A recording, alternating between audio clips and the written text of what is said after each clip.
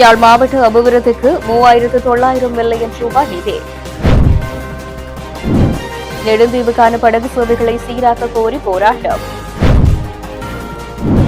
உள்ளூராட்சி மன்றங்களின் செயல்பாடுகள் தொடர்பில் யாழ் பல்கலை முகாமையு மாணவர்களுக்கு செயலமர்வு. வடமாகாண முதலமைச்சு கிடைத்தால் பொம்மைவெளி காக்கை வீதியை முதலில் அபிவிருத்தி செய்வேன் அர்ச்சுனா.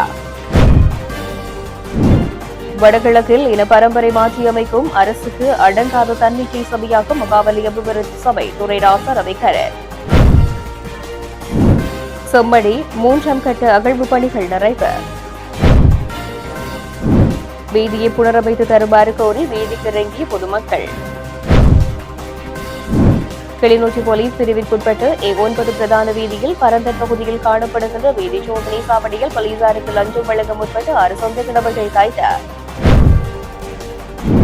நெல் கொள்வனவு செய்கிறோம் என்று கூறி விவசாயிகளை ஏமாற்றும் முயற்சியில் அரசாங்கம் ஈடுபட்டு வருவதாக மட்டக்களப்பு விவசாயிகள் கவலை. யாழில் பிரபல வர்த்தக நிலையம் ஒன்றின் மீது நீதிமன்றம் பிறப்பித்த உத்தரவு. அர்ச்சுனாவை காப்பாற்ற நான் தயார், யாழ் மக்களிடம் பகிரங்க கோரிக்கை. சாப்பிட மட்டும் வாய் திறக்கும் அரசாங்க தமிழ் பேசும் நாடாளுமன்ற உறுப்பினர்கள் மனோ கணேசன். எல்னினோவால் வடக்குக்கு ஆபத்து எச்சரிக்கிறார் யாழ் பல்கலை பேராசிரியர் நாகமுத்து பிரதீப் ராஜா. தொடர்பது விரிவான செய்திகள்.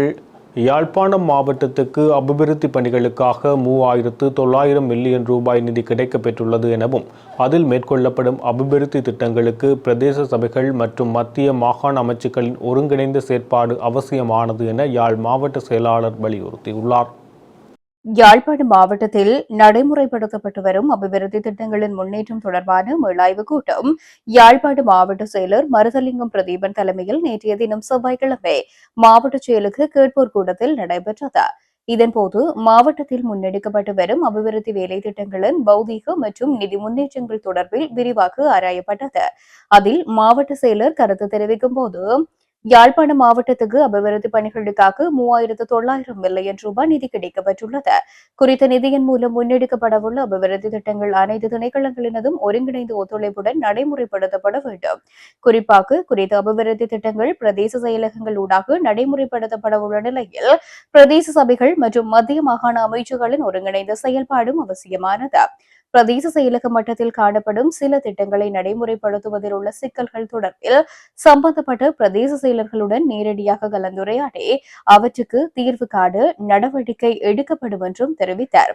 குறித்த கலந்துரையாடலில் யாழ்ப்பாணம் மாவட்டத்தில் தற்போது நடைமுறைப்படுத்தப்பட்டு வரும் பன்முகப்படுத்தப்பட்ட வரவு செலவு திட்டம், கிராமிய வீதி அபிவிருத்தி திட்டம், சமூக சக்தி திட்டம், தேசிய வீடமைப்பு அபிவிருத்தி அதிகார சபையின் வீடமைப்பு திட்டங்கள், வீடமைப்பு நிர்மாணிப்பு மற்றும் நீர்வளங்கள் அமைச்சின் வேலை திட்டங்கள், சமுர்த்தி வேலை திட்டங்கள் உட்பட பல்வேறு அபிவிருத்தி திட்டங்களின் முன்னேற்றம் தொடர்பிலும் கூட்டத்தில் விரிவாக ஆராயப்பட்டது.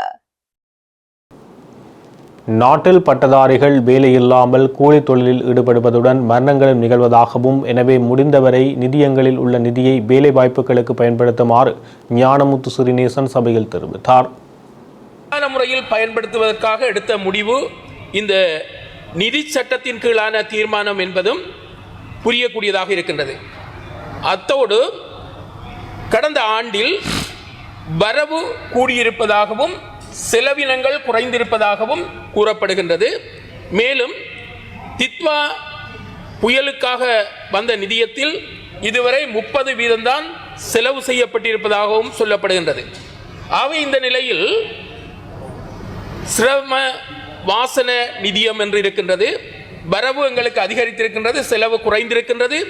திக்வா புயல் மூலமாகவும் கிடைத்த நிதியத்தில் 70% வரை இருப்பதாக காணப்படுகின்றன. அந்த வகையில் நிதி முறையாக முகாமைத்துவம் செய்யப்பட்டிருக்கின்றது என்பதை அவதானிக்கக்கூடியதாக இருக்கின்றது. இந்த நிலையில் இந்த நிதியத்தை முறையாக பயன்படுத்த வேண்டியது அவசியம். நாங்கள் பார்க்கின்ற போது கடந்த காலத்தில் இந்த தேசிய வீடமைப்பு அதிகார சபை மூலமாக கட்டப்பட்ட பல வீடுகள் அரையும் குறையுமாக காணப்படுகின்றன, வீடற்றவர்களும் காணப்படுகின்றார்கள். எனவே இந்த நிதியத்தை அந்த அரைகுறையாக இருக்கின்ற வீடுகளை கட்டி கொடுத்தால் ஏழை மக்கள் வாழ்வதற்கு வழி வகுத்ததாக இருக்கும். அது மட்டுமல்லாமல் இந்த மலையகத்திலும் கூட இந்த லயன் வீடுகளில் இருக்கின்றவர்களுக்கு அந்த வீடுகளை கட்டி கொடுப்பதற்கு இந்த நிதியத்தை பயன்படுத்தலாம். இதைவிடவும் இன்னுமொரு விடயம் என்னவென்றால், தொழிலற்றவர்களாக எமது இளைஞர்கள் யுவதிகள் காணப்படுகின்றார்கள். அதேமாதிரி மத்திய கிழக்கை நோக்கித்தான் இளைஞர்கள் யுவதிகள் படையெடுக்கின்றார்கள். எனவே அவர்களுக்கு தொழில் வழங்க வேண்டிய அவசியமும் காணப்படுகின்றது. ஒரு பட்டதாரி மாணவன் கூட கூலி தொழில் செய்கின்ற ஒரு நிலையில் மேசன் வேலை செய்ய சென்று அந்த சுவர் இடிந்து விழுந்து அண்மையில் டிலக்ஷன் என்று சொல்பவர் மரணித்திருந்தார். ஆகவே தொழில் வாய்ப்புகளை வழங்க வேண்டிய அவசியம் இந்த அரசாங்கத்துக்கு இருக்கின்றது. எனவே இந்த நிதிகளை அதற்கு பயன்படுத்த வேண்டும் என்பதை கூறிக்கொள்ள விரும்புகின்றேன். அடுத்த விடயம், இந்த போட்டி பரீட்சைகள் தொடர்பாக போட்டி பரீட்சைகள் நடத்தப்படுகின்ற போது தயவு செய்து அந்த பரீட்சார்த்திகள் பெறுகின்ற புள்ளிகளை வெளிப்படையாக அறிவிக்க வேண்டிய தேவை இருக்கின்றது. அண்மையில் மருந்தக கூட்டுத்தாபனத்தில் ஒரு போட்டி பரீட்சை ஒன்று நடைபெற்றது. 1, 2, 3 என்று அவர்களுக்குரிய கடிதங்கள் அனுப்பப்பட்டது. 2ஆம் இடத்தில் சென்றவர் இன்னும் அவருக்கு நியமனம் கிடைக்கவில்லை என்ற ஒரு கருத்தினை ஆதங்கத்தோடு தெரிவித்திருந்தார். ஆகவே இந்த போட்டி பரீட்சைகளின் போது அந்த அவர்கள் பெறுகின்ற அந்த புள்ளிகளை வெளிப்படையாக அறிவிக்க வேண்டும். கடிதங்கள் வெளிப்படையாக அனுப்பப்படுகின்ற போது அவர்கள் தங்களுடைய அந்த வெளிப்படையான தன்மையை ஏற்றுக்கொள்வார்கள். எனவே அதனை செய்ய வேண்டும் என்று கேட்டுக்கொள்கின்றேன்.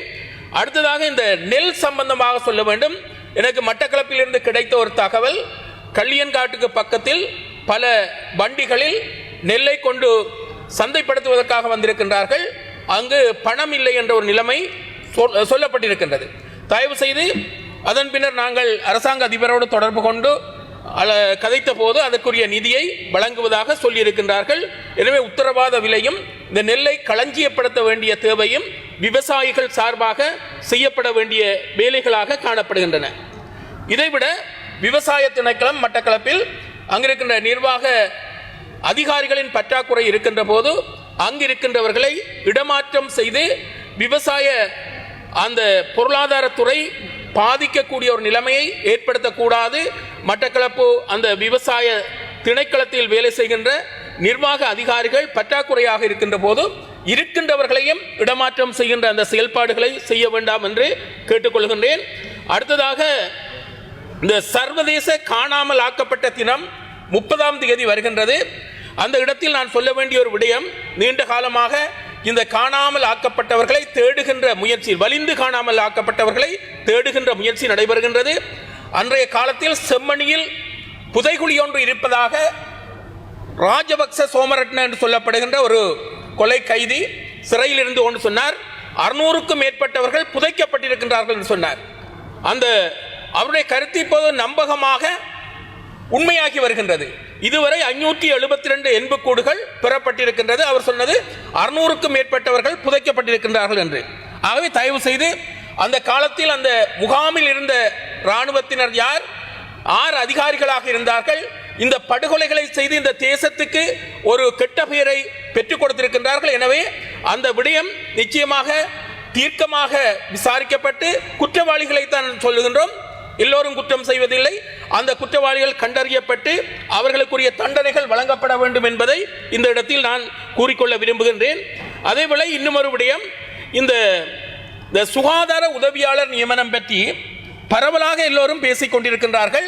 இந்த விடயத்தை பேசக்கூடாது என்று இருந்தாலும் கூட சில பேச்சுக்கள் பேசியதன் பின்னர் அதை பற்றி நான் அறிய வேண்டிய தகவல்களை சொல்ல வேண்டியிருக்கின்றது. இதற்கு முன்பு பேசிய ஒரு பிரதி அமைச்சர் அழகாக சொல்லியிருந்தார், எந்த ஒரு வார்த்தைகளை கேட்டாலும் உண்மைகளை கண்டறிய வேண்டும். வட மாகாண சபையை நான் கைப்பற்றினால் முதலாக காக்கைதீவு மற்றும் பொம்மைவெளி ஆகிய பிரதேசங்களை அபிவிருத்தி செய்வேன் என அர்ச்சுனா ராமநாதன் பாராளுமன்றத்தில் தெரிவித்தார். கௌரவ பிரதேச சபாநாயகர் அவர்களே, சபாநாயகர் கதிரையில் இருக்கும் பாராளுமன்ற உறுப்பினர்களே, இன்றைய தினம் முக்கியமாக நாங்கள் கதைக்க வேண்டிய விடயம், இந்த எங்களுடைய சிறப்பு பிரேணியை தவிர்த்து முக்கியமாக கதைக்க வேண்டிய விடயம், இந்த கிழக்கு மாகாணத்திலே இருக்கின்ற முஸ்லீம் மக்களுடைய அடிப்படை உரிமை தொடர்பான ஒரு சில விடயங்கள்.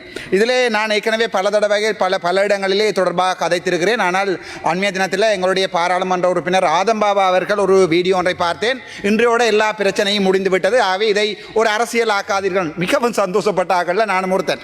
இரண்டாவதாக பார்த்தால் ஒவ்வொரு பாராளுமன்ற உறுப்பினர்கள் ஒரு சில பேரோட எங்களுடைய இளங்குமரனோட எங்களுடைய சுகாதார அமைச்சர் சேர்ந்து ஒரு மீட்டிங், இதோட எல்லாம் முடிந்து விட்டேன் நினைச்சேன். எல்லாம் முடிந்து விட்டேன். ஆனால் சரியான கவலை என்னென்றால் இன்றை வரைக்கும் அந்த 9 தாதிய உதவி உத்தியோகத்தர் 9 பேரும் இடமாற்றப்பட்டிருக்கிறார்கள்.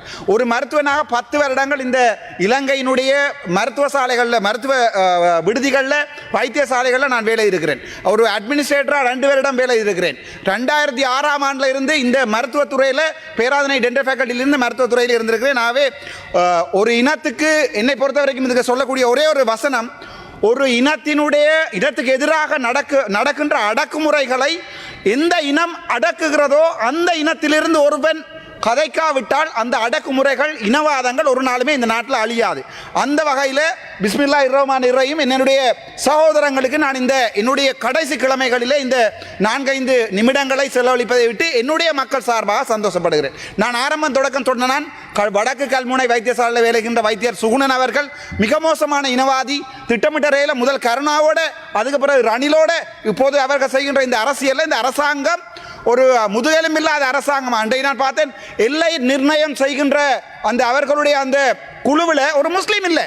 வெக்கமடாப்பா, வெக்கம் சொன்னாலும் வெக்கமாக கிடக்கு. அதுக்கு வெக்கப்பட்ட வேண்டுகை வெக்க வையா.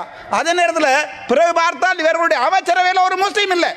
ஏதோ கடவுள் முன்னேற்றால இன்ஷா அல்லாஹ் அந்த பிரதி சபாநாயகர் கதிரையில் வந்து ஒரு முஸ்லீம் மறுத்தி விட்டுருக்காங்க. எந்த அந்தால தூக்குறாங்களோ தெரியாத அந்த ஆளோட எதிர்கட்சி நல்ல உண்டு.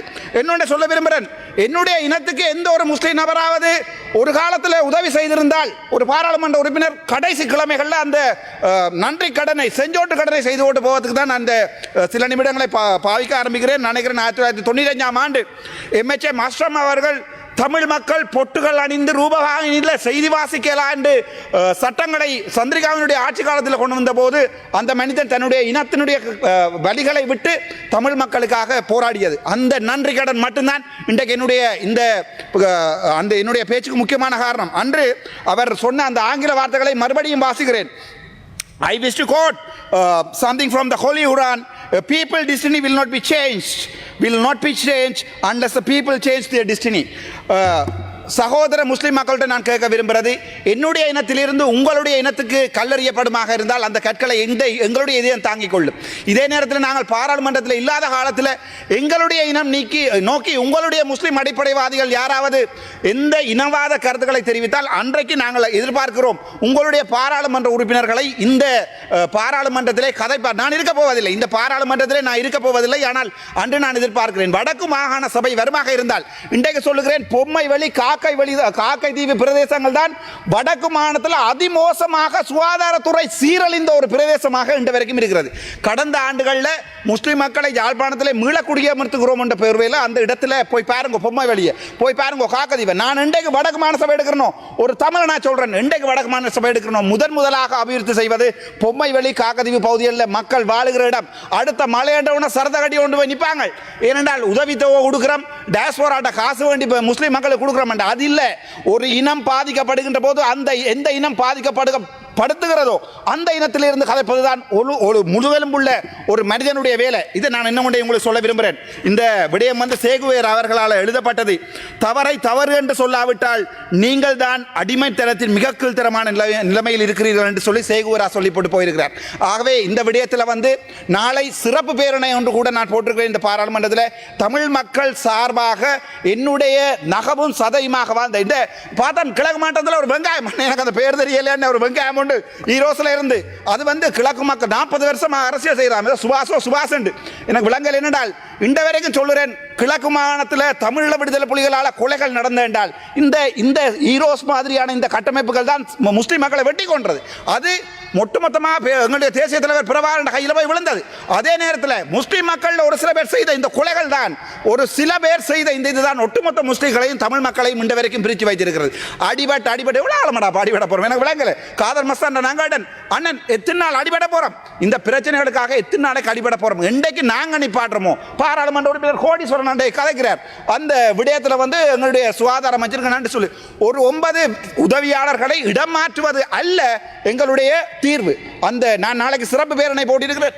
அவர்களுக்கு கட்டாயம் வந்து போலீஸில் இணைவதற்குரிய யூனிஃபார்ம் அதே நேரத்தில் இன்றைக்கு கூட கழுபோட வைத்தியசாலையில் போனால் என்னோட இன்டர்ன் செய்த பிள்ளைகள் 3 பேர் 2 பேர் வந்து முஸ்லீம் பிள்ளைகள் என்னோட இன்டர்ன் செய்த பிள்ளைகள் இன்றைக்கு அவளை கன்சல்டன்ட் அவளையோட சேர்ந்தா நான் இன்றைக்கு இன்டர்ன் செய்தேன் அவளை ஸ்காப் போட்டிருப்பாளவே அவளையோட தங்கச்சி மாதிரி ஆனால் இன்றைக்கும் எனக்கு விளங்கையில் இந்த சமூகத்தில் அரசாங்கத்தில் இருக்கிற இவங்களை பேசாதீங்கடா காலையா இருக்கு முஸ்லீம் இனத்திட்ட வந்து ஒரே ஒரு வேண்டுகோள் இந்த பாராளுமன்ற உறுப்பினர்கள் முஸ்லீம் பாராளுமன்ற உறுப்பினர்கள் பேச அட பாவண்டா அவங்களுக்கு வாயும் இல்லை வேற இடத்துல இருக்கிறதும் இல்லை எல்லாத்தையும் அடைச்சி வச்சிருக்கிறாங்க அவங்களால கதைக்கலாது அவர்களுடைய நிலைமை அவங்க எங்களுடைய கேண்டீனில் வந்துருந்து கதைக்க தான் எங்களுக்கு விளங்கும் அவங்க சொல்லித்தான் நாங்கள் இதில் கதைக்கிறோமாவே கௌரவ சபாநாயகர் அவர்களே அது தொடர்பாக அரசாங்கம் முக்கியமாக நடவடிக்கை எடுக்க வேண்டும் මේක සිංහලෙන් කියලා ඉවර කරනවා සමහරලාට මේක මගේ අන්තිම සතිය වෙන්නදී සමහරට තව සතියක් මට එන්න පුළුවන් මම ඇත්තටම මේ පාර්ලිමේන්තුව එනකොට ගොඩක් බලාපොරොත්තු තියාගෙන ආවා නම අනුරුද්ධ සානායක අනුරුමත් සානායකට සපෝට් එකක් දෙන්න කියලා ටී-ෂර්ට් එක දාගෙන හිටපු පොරක්නේ එතකොට ගොඩක් හිතාගෙන ආවා මේ රටේ සම්පූර්ණම ලස්සන වෙලා මේ වල්පල ටිකක් අයින් කරලා වල්පල ටිකක් ගෙන තියනවා කියලා අන්තිමට අපි ගෙනලා තිබ්බේ මේ පාර්ලිමේන්තුව කක්කුස් මාලිව හරිද කක්කුස් මාලිවයි උගන්ඩා නංගිවයි ගෙනලා තිබ්බේ පාර්ලිමේන්තුව මම ඇත්තටම ගණකාට වෙනවා මේ පාර්ලිමේන්තු එම්පි ගැන මේ නගිටලා ස්ටොප් වොච් එක බලාගෙන කතා කරන ඕන විදියට මේ පාර්ලිමේන්තුව පත් කරලා තිනවා ඇත්තටම ඔයගොල්ලෝ හිතලා බලන්නකෝ ඔයගොල්ලෝට ගර්ල්ෆ්‍රෙන්ඩ් කෙනෙක් ඉඳලා ඒ ගර්ල්ෆ්‍රෙන්ඩ් හැමදාම බොරුවක් කියනවනේ පච්චයක් ගහනවනේ රැට නිදාගන්නත් කැමති වෙයිද නෑනේ ඒ වගේ තමයි අපේ රටට අපේ ලොක්කාව අපි 2024 දැම්මා හැමදාම කියන්නේ බොරුනේ යන්නේ හැම එකටම කියන්නේ ඔයගොල්ලෝ කිව්වා ජාතිවාදී ආණ්ඩු නෑ කිසි දෙයක් නෑ කියලා දැන් ඔය වපුර පුපුරලා තියෙනවා නගින හෙර පැත්තට මේ මුස්ලිම් අර දරුවන්ගේ මේ ස්කාෆ් කියන ඊට පස්සේ දැක්ක මම මේ මාත්‍යවල කිල්නොච්චි වල අක්කරපණක් අල්ලගෙන තට්ටු 3ක් බිල්ඩින් හදාගෙන LTT එකක් හදුනා කියලා කවුරු හරි හියුමන් රයිට්ස් එකෙන් ගිහිල්ලා පොරක් ගිහිල්ලා මීඩියා ස්ටේට්මන්ට් එකක් දෙනවා අනේ මේ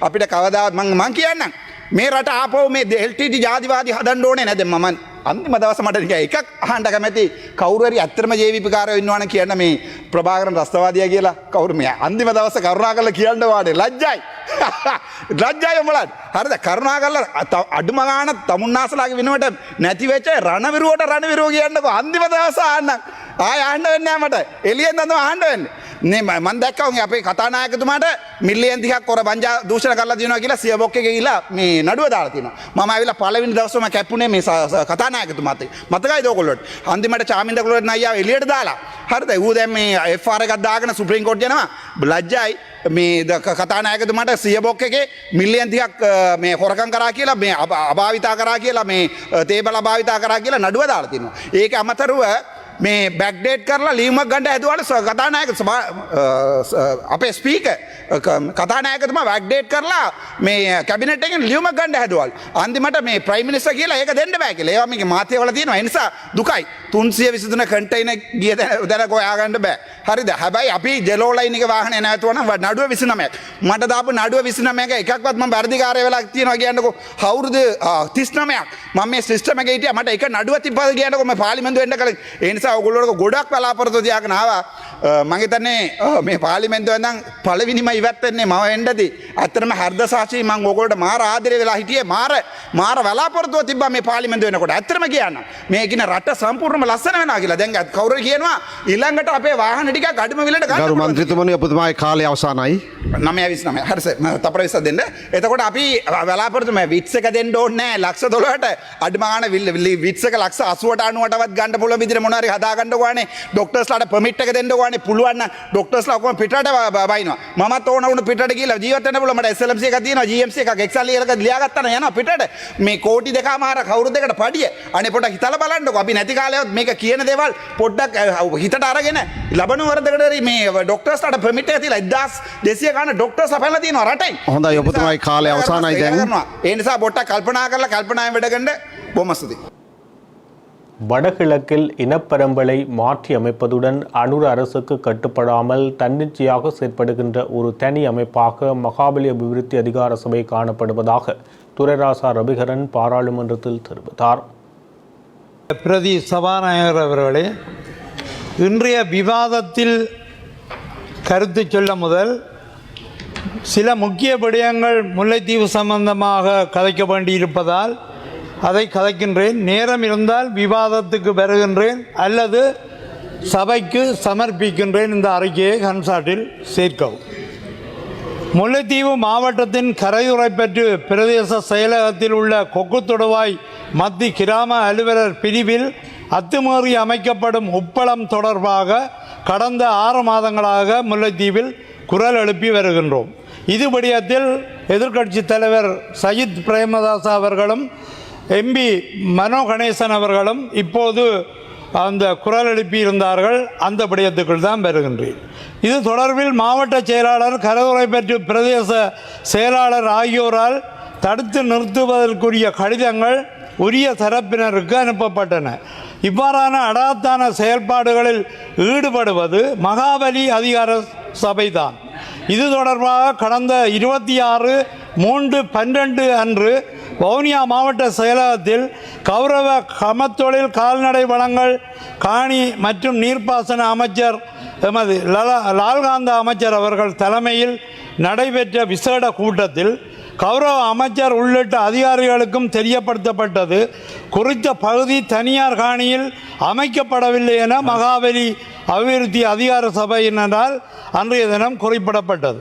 அமைச்சர் அவர்களால் இப்பிரச்சனையை மாவட்ட செயலாளர் தலைமையில் ஆராயுமாறு அன்றைய நாள் அமைச்சரால் பணிக்கப்பட்டது.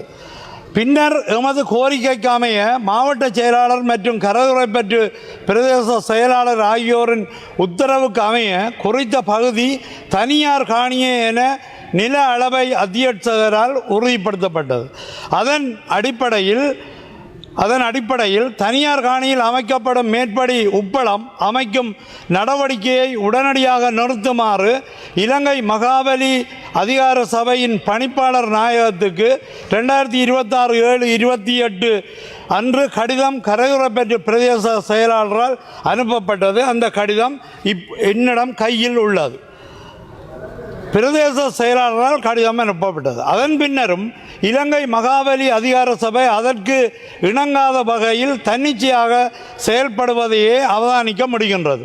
மகாபலி அதிகார சபை இந்த தீவில் உள்ள அரசாங்கத்துக்கும் கட்டுப்படாமல், அதாவது NPP அரசாங்கத்துக்கு கட்டுப்படாமல் வடகிழக்கில் இனப்பெரும்பலை மாற்றும் எண்ணத்தோடு தன்னிச்சையாக செயல்படும் ஒரு அமைப்பாகவே செயல்படுகின்றது. கொக்குத்தொடுவாய் மத்தி கிராம சேவையாளர் பிரிவில் அடாத்தாக அமைக்கப்பட்ட உப்பளமும் அதற்கு ஒரு சான்று என இப்பேரவையில் மீண்டும் பதிவு செய்கின்றேன்.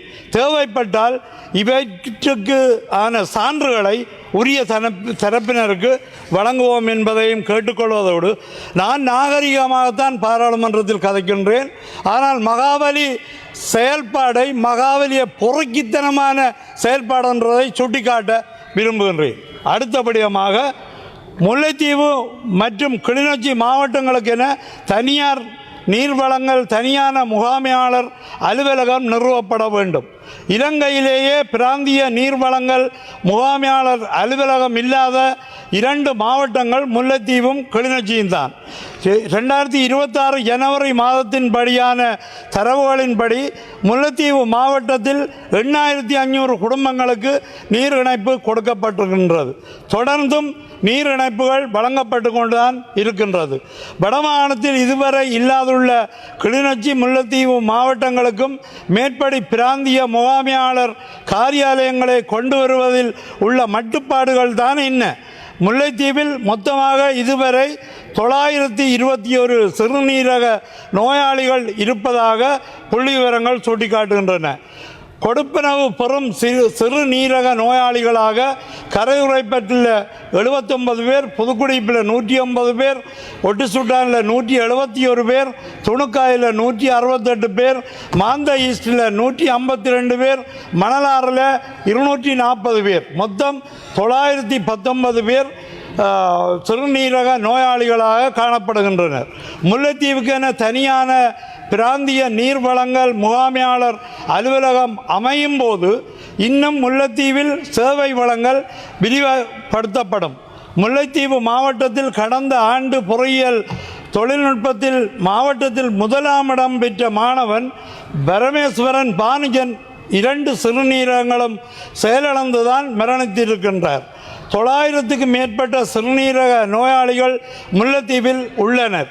இன்னும் பல இடங்களில் நீர் வழங்கல் வசதியை மேற்கொள்ள வேண்டிய தேவை இருக்கின்றது. எனவே காலந்தாழ்த்தாது மேற்படி 2 மாவட்டங்களிலும் பிராந்திய முகாமையாளர் அலுவலகங்களை நிறுவ வேண்டும் என அன்பாக கேட்டுக்கொள்கிறேன். அடுத்தபடியாம் தித்வா புயலின் போதான இழப்பீடுகள் வழங்கலிலும் ஒவ்வொரு துறையிலும் முழுமைப்படுத்தப்படாத தரவுகள் வன்னி தேர்தல் மாவட்டத்தில்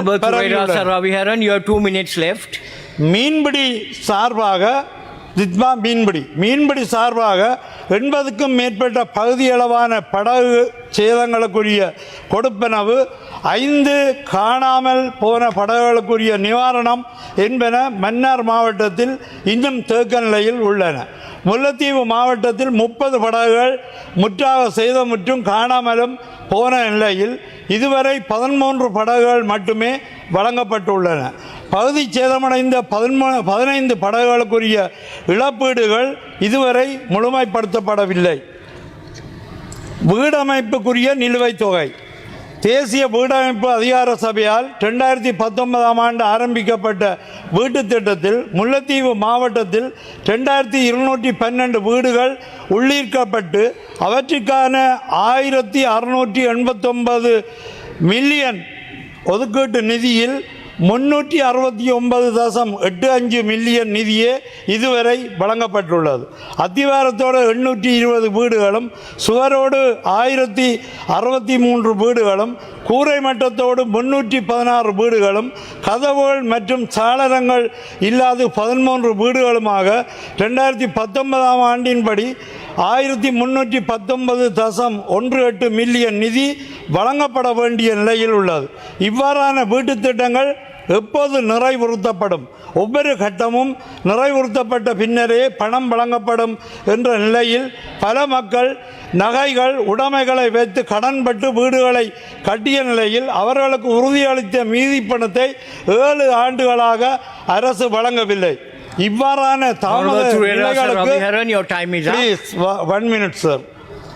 தாமத நிலைகளுக்கு எப்போது இந்த அரசாங்கம் முற்றுப்புள்ளி வைக்கும் என கேட்டுக்கொள்கின்றேன்.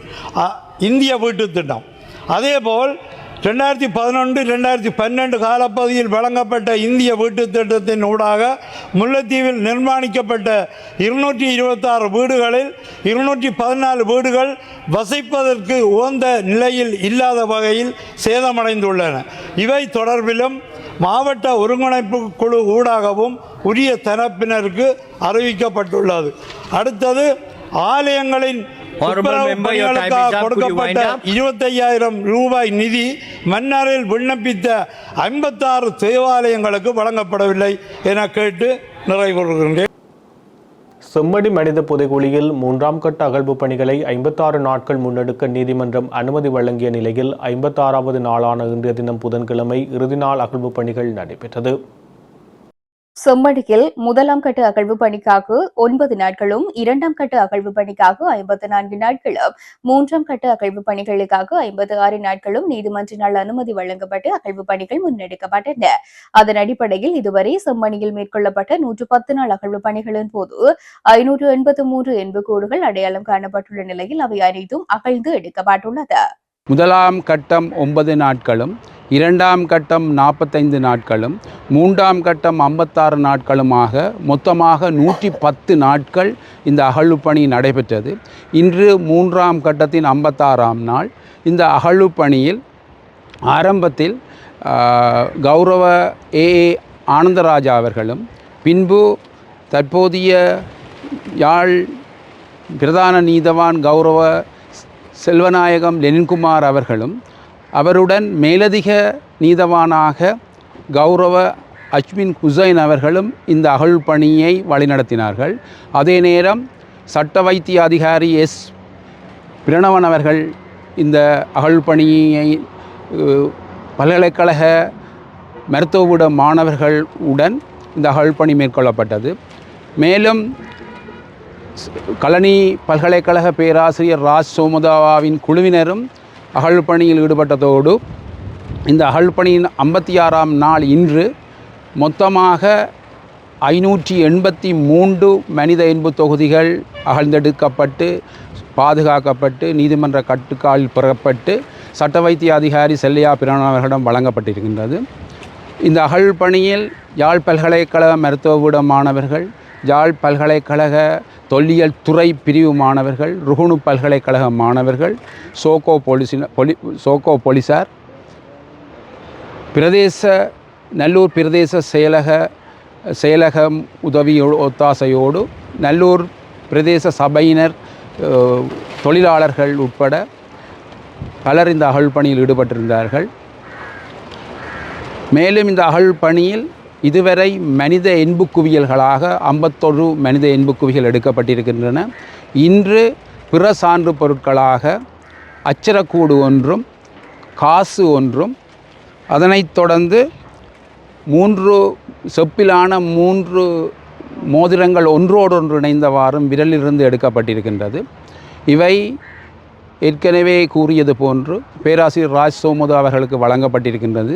அவர் வருகின்ற செப்டம்பர் மாதம் 30ஆம் தேதிக்கு இடையில் இந்த பிற சான்று பொருட்களை வைத்து கொண்டு அதற்கான கால அளவை தீர்மானித்து அறிக்கை ஒன்றை சமர்ப்பிக்க இருக்கிறார்.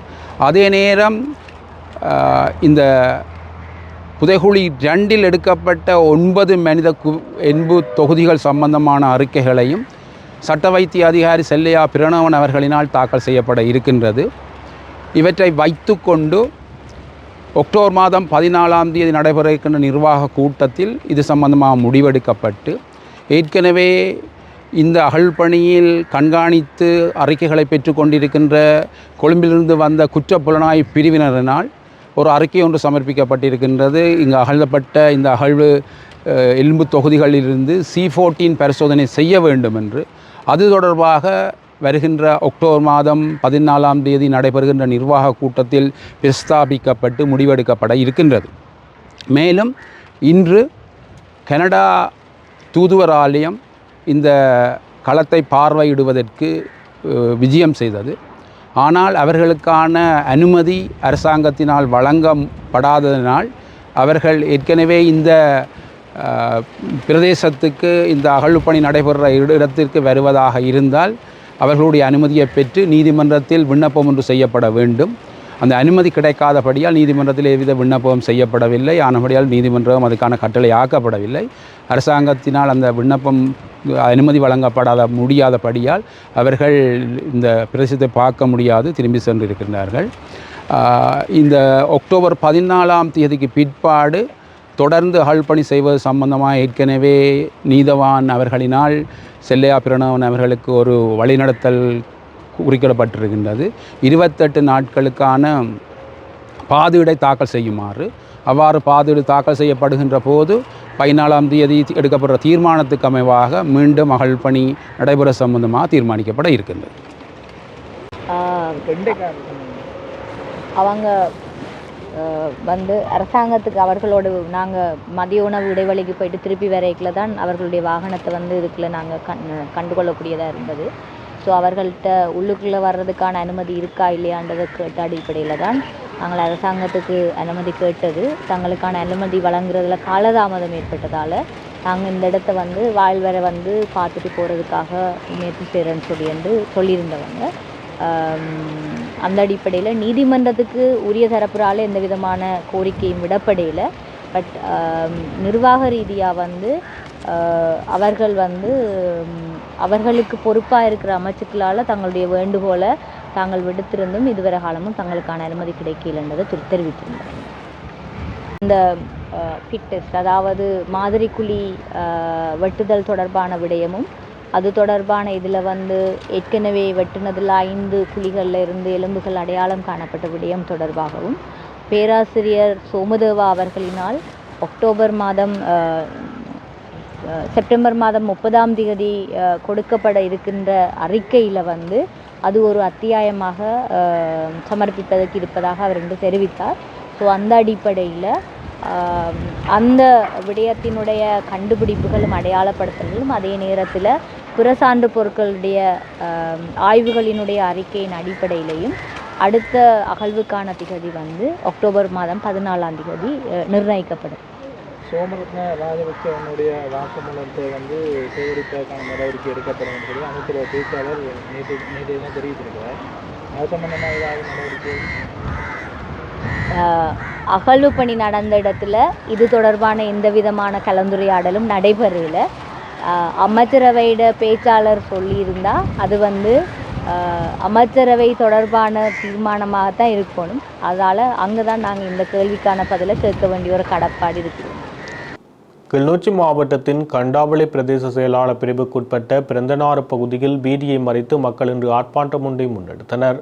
பிரமந்தனாறு பகுதிக்கு செல்லும் பிரதான வீதியானது விஸ்வமடு சந்தையிலிருந்து 2 கிலோமீட்டர் அளவில் புனரமைப்பு செய்யப்பட்டு காப்பீட் வீதியாக காணப்பட்டிருந்த போதிலும் எஞ்சிய 3 கிலோமீட்டர் வீதி புனரமைப்பு செய்யப்படாது 16 வருடங்களுக்கு மேல் குன்றும் குழியுமாக காணப்படுவதாக போராட்டத்தில் ஈடுபட்ட மக்கள் தெரிவிக்கின்றனர்.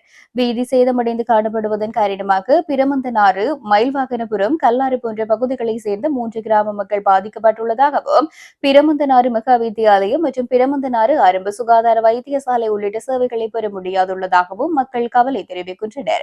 அப்பகுதியிலிருந்து பாடசாலைக்கு கற்றல் செயற்பாடுகளுக்காக மாணவர்கள் உரிய நேரத்தில் பாடசாலைக்கு சமூகம் அளிக்க முடியாத நிலை ஏற்பட்டுள்ளதாகவும் வெளி மாவட்டங்களிலிருந்து கற்றல் செயற்பாட்டை முன்னெடுக்க வரும் ஆசிரியர்கள் குறித்த வீதியினூடாக பயணிப்பதன் காரணமாக குறித்த நேரத்தில் பாடசாலைக்கு சமூகம் அளிக்க முடியாத நிலை ஏற்பட்டுள்ளதாகவும் தெரிவிக்கின்றனர். மழை காலங்களில் வெள்ளம் காரணமாக பாடசாலைக்கு செல்ல முடியாத நிலையில் பெரும் சிரமங்களை எதிர்நோக்கி வருவதாகவும் விவசாய உற்பத்திகளை சந்தைப்படுத்துவதிலும் சிரமங்கள் எதிர்நோக்குவதாகவும் அவர்கள் தெரிவிக்கின்றனர். கிளிநொச்சி போலீஸ் பிரிவுக்குட்பட்ட ஏனையின் பிரதான வீதியில் பரந்தன் பகுதியில் காணப்படுகின்ற வீதி சோதனை சாவடியில் போலீசாருக்கு லஞ்சம் வழங்க முற்பட்ட 6 சந்தேக நபர்கள் கைது செய்யப்பட்டுள்ளனர். பரந்தன் வீதி சோதனை சாவடியில் இன்றைய தினம் போலீசாருக்கு லஞ்சம் வழங்கி சட்டவிரோத மணலை கொண்டு செல்ல முற்பட்டு டிப்பர் சாரதிகள் 6 பேர் கைது செய்யப்பட்டுள்ளனர். கிளிநொச்சி A9 வீதி பரந்தன் சந்தியில் உள்ள போலீஸ் வீதி சோதனை சாவடியில் இன்று காலை போலீசாருக்கு லஞ்சம் வழங்கி சட்டவிரோத மணலை கொண்டு செல்ல முற்பட்டு டிப்பர் வாகன சாரதிகள் 6 பேரை போலீசார் கைது செய்துள்ளனர். அவர்களின் 5 டிப்பர் வாகனங்களும் போலீசாரினால் போலீஸ் நிலையத்தில் தடுத்து வைக்கப்பட்டுள்ளது. இச்சம்பவத்தில் கைது செய்யப்பட்ட 6 பேரையும் இன்றைய தினம் நீதிமன்றில் முற்படுத்த நடவடிக்கை எடுத்துள்ளதாக போலீசார் தெரிவிக்கின்றனர். குறித்த சம்பவம் தொடர்பாக கிளிநொச்சி போலீசார் மேலதிக விசாரணைகளை முன்னெடுத்து வருகின்றனர். நெல் கொள்வனவு செய்கின்றோம் என்று கூறி விவசாயிகளை ஏமாற்றும் முயற்சியில் அரசாங்கம் ஈடுபட்டு வருவதாக மட்டக்களப்பு விவசாயிகள் கவலை தெரிவித்துள்ளனர். நெல் களஞ்சிய சாலைக்கு முன்பாக நேற்று தொடக்கம் நெல்லை விற்பனை செய்வதற்காக வந்த விவசாயிகளின் நெல்லை கொள்வனவு செய்யாமல் அதிகாரிகள் நிலையத்தினை பூட்டிச் சென்ற நிலையில் விவசாயிகள் நெருக்கடியான நிலையினை அடைந்திருந்தனர். 18ஆம் தேதியும் 19ஆம் தேதியும் நெல் களஞ்சிய சாலைகளில் நெல் கொள்வனவு செய்யப்படும் என விவசாயிகளுக்கு அறிவுறுத்தல்கள் வழங்கப்பட்ட நிலையில் மட்டக்களப்பு வெள்ளாவளி பிரதேச செயலாளர் பிரிவிற்குட்பட்டு திக்கோடை நெல் களஞ்சிய சாலைக்கு விவசாயிகள் நேற்று நெல்லை விற்பனை செய்வதற்கு கொண்டு சென்றனர். இதன்போது அங்கு அதனை கொண்டு செல்வதற்கான வாகன வசதிகள் இல்லாத காரணத்தினால் அங்கு நெல் சோதனை செய்யப்பட்டு மட்டக்களப்பு நெல் களஞ்சிய சாலைக்கு கொண்டு செல்லுமாறு கூறப்பட்டுள்ளது. இந்த நிலையில் நேற்று காலை தொடக்கம் மட்டக்களப்பு நகரில் உள்ள கள்ளியங்காடு நெல் சந்தைப்படுத்தும் நிலையத்திற்கு விவசாயிகள் நெல்லை கொண்டு வந்து காத்திருந்துள்ளனர். நேற்று காலை வந்தவர்கள் நேற்று மாலை வரையில் நெல்லை பெற்றுக் கொள்ளாத நிலையில் காத்திருந்த நிலையில் நேற்று மாலை 6 மணியளவில் நெல் சந்தைப்படுத்தும் அதிகாரிகள் நாளை காலை 8 மணியளவில் நெல்லை கொள்வனவு செய்வதாக கூறிவிட்டு களஞ்சிய சாலையினை பூட்டிவிட்டு சென்றுள்ளனர். இந்த நிலையில் நெல்லை கொண்டு வந்த 16க்கும் அதிகமான டிராக்டர்களும் டிப்பர்களும் களஞ்சிய சாலைக்கு முன்பாக தரித்து நின்ற நிலையில் இன்றைய தினம் காலை வந்த அதிகாரிகள் தங்களிடம் காசு இல்லை, நெல்லை கொண்டு செல்லுமாறு கூறிய நிலையில் நெல் களஞ்சிய சாலைக்கு முன்பாக விவசாயிகள் கடுமையான எதிர்ப்பினை தெரிவித்தனர். பல்வேறு கஷ்டங்களுக்கு மத்தியில் அதிகளவான பணத்தினை செலவழித்த நிலையில் நெல்லை கொண்டு வந்த பின்னர் அவற்றினை வாங்குவதற்கு பணம் இல்லை என கூற முடியாது எனவும் நாளை நெல்லை கொள்வனவு செய்வதாக கூறிவிட்டு இன்று இவ்வாறு கூறுவதை ஏற்றுக்கொள்ள முடியாது எனவும் விவசாயிகள் கூறி போராட்டத்தில் ஈடுபட்டிருந்தார்கள். இதனை அடுத்ததாக விவசாயிகள் ஏற்கனவே பாரிய நஷ்டத்தினை அனுபவித்த நிலையில் நெல் கொள்வனவு என கூறி அரசாங்கம் தம்மை நஷ்டத்துக்குள் தள்ளியுள்ளதாகவும் கவலை தெரிவித்தனர். அத்துடன் தமது நெல்லினை கொள்வனவு செய்யும் வரை அவ்விடத்தில் இருந்து விலகப் போவதில்லை எனவும் விவசாயிகள் தெரிவித்தனர். யாழ்ப்பாணம் கோண்டாவில் பகுதியில் காலாவதியான பொருட்களை விற்பனைக்கு வைத்திருந்த வர்த்தக நிலையத்தின் வியாபார அனுமதியை ரத்து செய்யுமாறு யாழ்ப்பாணம் மேலதிக நீதவான் நீதிமன்றம் உத்தரவு பிறப்பித்துள்ளது. பலாலி வீதி கோண்டாவில் பகுதியில் அமைந்துள்ள குறித்து வர்த்தக நிலையத்தில் காலாவதியான சாக்லேட், பால் போதையில் உள்ளிட்ட 3 வகையான பொருட்கள் விற்பனைக்கு தயாராக வைக்கப்பட்டிருந்தவை பொது சுகாதார உத்தியோகத்தர்களின் பரிசோதனையின் போது கண்டறியப்பட்டது. இதனை அடுத்து குறித்த வர்த்தக நிலையத்துக்கு எதிராக யாழ்ப்பாணம் மேலதிக நீதிவான் நீதிமன்றில் வழக்கு தாக்கல் செய்யப்பட்டது. இந்த வழக்கு நேற்று விசாரணைக்கு எடுத்துக் கொள்ளப்பட்ட போது குறித்த வர்த்தக நிலையம் இதேபோன்ற குற்ற செயலில் முன்னரும் ஈடுபட்டிருந்தமை தொடர்பான முற்குற்றம் ஒன்றும் நீதிமன்றத்தின் கவனத்திற்கு கொண்டு வரப்பட்டது. வழக்கை ஆராய்ந்த யாழ்ப்பாணம் மேலதிக நீதிவான் நீதிமன்ற நீதிபதி உசைன் குற்றத்திற்காக 7,500 ரூபாய் தண்டம் விதித்ததுடன் குறித்த நிறுவனத்தின் வியாபார அனுமதியை ரத்து செய்யுமாறு உரிய பிரதேச சபை நீதிமன்ற பதிவாளர் ஊடாக அறிவித்தல் அனுப்புமாறும் உத்தரவிட்டார். மேலும் குறித்த தண்டனை விவரங்கள், எதிரியின் பெயர், நிறுவனத்தின் பெயர் மற்றும் குற்றம் தொடர்பான விவரங்களை இலங்கையில் தமிழ், சிங்கள, ஆங்கிலம் ஆகிய 3 மொழிகளில் வெளியாகும் பத்திரிகைகளில் பகிரங்கப்படுத்துமாறும் நீதிமன்றம் கட்டளையிட்டுள்ளது. அதற்கான அனைத்து செலவினங்களையும் எதிர்த்தரப்பினர் ஏற்க வேண்டும் எனவும் நீதிமன்றம் உத்தரவிட்டது. மக்களின் சுகாதாரத்துக்கு பாதிப்பை ஏற்படுத்தக்கூடிய காலாவதியான உணவுப் பொருட்களை விற்பனைக்கு வைப்பது தொடர்பில் கடுமையான நடவடிக்கைகள் எடுக்கப்படும் என்பதற்கான முக்கிய முன்னுதாரணமாக இந்த நீதிமன்ற உத்தரவு அமைந்துள்ளது. பாராளுமன்ற உறுப்பினர் அர்ச்சுனா ராமநாதன், எங்களுடைய பிள்ளை, அவருக்கு பைத்தியம் பிடித்திருக்கிறது, அவரை என்னிடம் அழைத்து வாருங்கள், சரி செய்கிறேன் என யாழ்ப்பாண மக்களிடம் ஈரோஸ் கட்சி தலைவர் ரா பிரபாகரன் வேண்டுகோள் விடுத்துள்ளார். மட்டக்களப்பில் நேற்று இடம்பெற்ற ஊடக மாநாட்டில் கலந்து கொண்டு கருத்து தெரிவிக்கும் போது அவர் மேற்கண்டவாறு குறிப்பிட்டுள்ளார். அவர் மேலும் தெரிவிக்கையில், யாழ்ப்பாணத்து மக்கள் அவர்களுடைய எதிர்காலத்துக்கு ஏதாவது மாற்றம் கொண்டு வர வேண்டும் என்ற நோக்கத்துக்காக நாடாளுமன்ற உறுப்பினரான அர்ச்சுனாவுக்கு வாக்களித்தார்கள். ஆனால் அர்ச்சுனா வெளிநாடுகளில் இருக்கும் புலம்பெயர் தமிழர்களிடம் பணத்தை வாங்கிக் கொண்டு தமிழர்களின் இனப்படுகொலைக்கு காரணமாக இருந்த ராஜபக்சர்களுடன் கூட்டணி வைத்துக் கொண்டிருக்கின்றார். அவருக்கு பைத்தியம் முற்றிவிட்டது. நாய்களை பிடித்துக் கொண்டு செல்லும் வண்டியில் சரி, அவரை என்னிடம் அழைத்து வாருங்கள், வைத்தியம் பார்க்க வேண்டும். எல்லாவிடன் அர்ச்சுனாவின் எதிர்காலமே வீணாக்கிவிடும். அது மட்டுமன்றி அவருக்கு அரசியல் எப்படி செய்ய வேண்டும் என்று கற்றுக் கொடுக்க வேண்டும். வேறிடின் அவர் சமூக வலைதளங்களில் அரசியல் தலைவர்கள் குறித்து மிகவும் மோசமாக பேசிக் கொண்டிருக்கின்றார் என்றார். தமது அதிகாரத்தை பயன்படுத்தி பிரச்சினைகளுக்கு தீர்வு காண அரசாங்கம் தவறுகிறதா, இன்னமும் தாம் எதிரணியில் இருப்பதாக ஜேவிபி நினைக்கிறதா என்ற கேள்வியை எழுப்ப விரும்புவதாக தமிழ் முற்போக்கு கூட்டணியின் தலைவர் மனோ கணேசன் தெரிவித்துள்ளார். இதை செய்யாமல் தமிழ் பேசும் தரப்புகள் சமூக தளங்களில் அடித்துக் கொண்டு நாரட்டும் சாகட்டும் என ஆகஸ்ட் 8ஆம் தேதி முதல் சுமார் 10 நாட்களாக காலம் கடத்திவிட்டு இப்போது தற்காலிக தீர்வு என்று ஒன்றை அறிவித்திருக்கிறது அரசாங்கம். இந்த நடவடிக்கைக்கு கூட ஏன் இத்தனை தாமதம்? இதற்குள் எதிரணி முஸ்லிம் நாடாளுமன்ற உறுப்பினர்கள் அமைச்சரை சந்தித்தது ஒருபுறம் இருக்க, அரசாங்க நாடாளுமன்ற உறுப்பினர்கள் என்ன செய்தார்கள் இதுவரை? உண்மையில் அரசாங்க தமிழ், முஸ்லிம், முக்கால் அமைச்சர்கள், நாடாளுமன்ற உறுப்பினர்கள் வெளியே தத்தமது ஈழத்து, மலையக, முஸ்லிம் தமிழ் மக்களிடம் சும்மா வாய்ச்சவடால் அடிக்கின்றார்களே தவிர உள்ளே சாப்பிட மட்டும்தான் வாய் திறக்கின்றார்கள் என்ற உண்மையும் அரசாங்க அதிகார மையத்தின் பக்கத்தில் கூட இவர்கள் எவருமே இல்லை என்ற நடப்பும் மீண்டும் நிரூபணமாகியுள்ளன. இதற்குள் நம் இலங்கையர் என்ற வெற்று சமத்துவ கோஷம் வேறு. எல்லோருக்கும் அதிகாரம் இருந்தால்தான் சமத்துவம். இதுதான் உண்மை. நான் அமைச்சராக இருக்கும் போது அடிக்கடி நான் அமைச்சரவையில் எழுப்பிய கூச்சல், மேசையில் அடித்து அடி, போட்ட சண்டை என்பன என் ஞாபகத்தில் வந்து போகிறது என்றார்.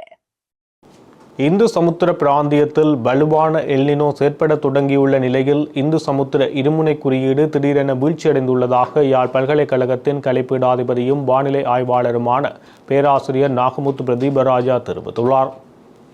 கடந்த சில வாரங்களாக அதிகரித்து +0.64 என்ற அளவை எட்டியிருந்த இந்து சமுத்திர இருமுனையின் அளவு பெறுவதே இவ்வாறும் திடீரென +0.18 குறைந்துள்ளதாக அவர் குறிப்பிட்டுள்ளார்.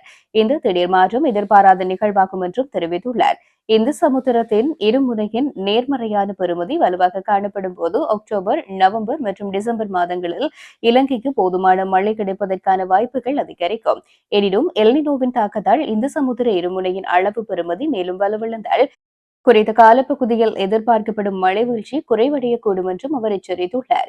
குறிப்பாக தென்மேற்கு இலங்கையில் பருவமழை காலத்தில் குறைந்த மழை வீழ்ச்சி பதிவான பகுதிகளில் இது எதிர்காலத்தில் நீர் நெருக்கடியை ஏற்படுத்தக்கூடும் என்றும் சுட்டிக்காட்டப்பட்டுள்ளது. எவ்வாறாயினும் செப்டம்பர் மாதத்தின் நடுப்பகுதி வரை இந்த சமுத்திர இருமுனையின் அளவு பெறுமதியின் போக்கை உன்னிப்பாக அவதானித்த பின்னரே அக்டோபர் மற்றும் நவம்பர் மாதங்களில் கிடைக்கக்கூடிய மழை வீழ்ச்சி தொடர்பில் உறுதியான முடிவுக்கு வர முடியும் என்றும் அவர் தெரிவித்தார். இத்துடன் ஜெஃப்னா கேலரியின் இரவு நேர பிரதான செய்திகள் நிறைவு பெறுகிறது. மேலும் செய்திகளை அறிந்து கொள்ள ஜெஃப்னா கேலரி நியூஸ் என்ற முகப்புத்தக பக்கத்துடனும் www.jeffnagallery.lk என்ற இணையதள பக்கத்துடனும் இணைந்திருங்கள்.